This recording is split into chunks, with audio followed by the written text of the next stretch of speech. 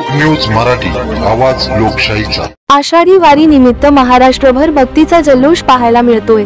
आळसण गावातील विद्यार्थ्यांनी देखील या परंपरेला साजेसं योगदान दिलं। चला पाहूया खास रिपोर्ट।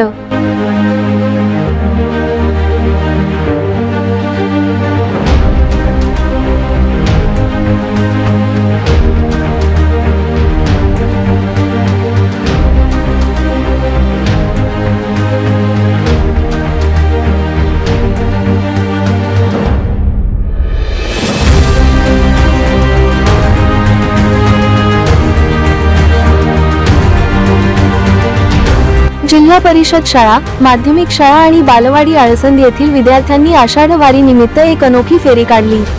या फेरीमध्ये विद्यार्थ्यांनी वारकऱ्यांचे पारंपरिक वेशभूषा परिधान केली होती। डोक्यावर टिळा, हातात टाळ, मृदंग, खांद्यावर भगवा पताका आणि मुखी ज्ञानोबा तुकारामचा जयघोष। संपूर्ण गावातून ही भक्तिमय फेरी काढण्यात आली।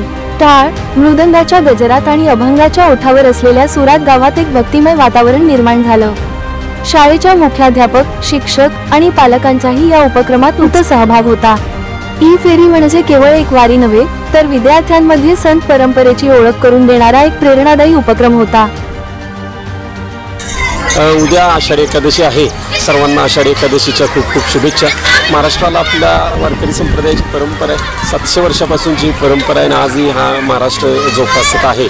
आज महाराष्ट्रातून लाखो वारकरी वाखरीमध्ये, पंढरपूरमध्ये दाखल होत आहेत। आपल्या आळसण गावामध्ये देखील श्री स्वामी विवेकानंद शिक्षण संस्था संचलित श्रीनाथ विद्यामंदिर आळसणच्या सर्व विद्यार्थ्यांनी आज वारकरी वेशभूषेमध्ये ज्ञानेश्वर माऊलींची पालखी संपूर्ण गावामधून आपण प्रदक्षिणा घातलेली आहे आणि विठ्ठलाला साकडं घातलेलं आहे। सर्वांना सुख, शांती, समृद्धी आणि आरोग्य दे अशा पद्धतीचा संदेश घेऊन आज आमच्या सर्व बालच्या मुली वारकरी दिंडी या ठिकाणी सादर केलेली आहे। धन्यवाद।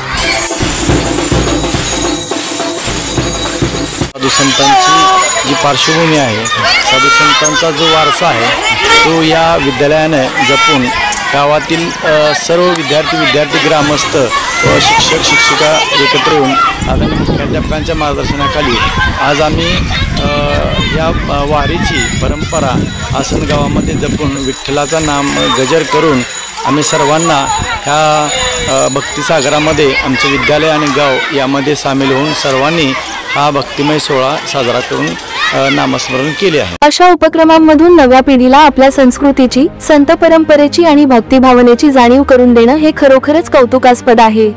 लोक न्यूज मराठीसाठी आळसण गावातून समीर मुल्ला।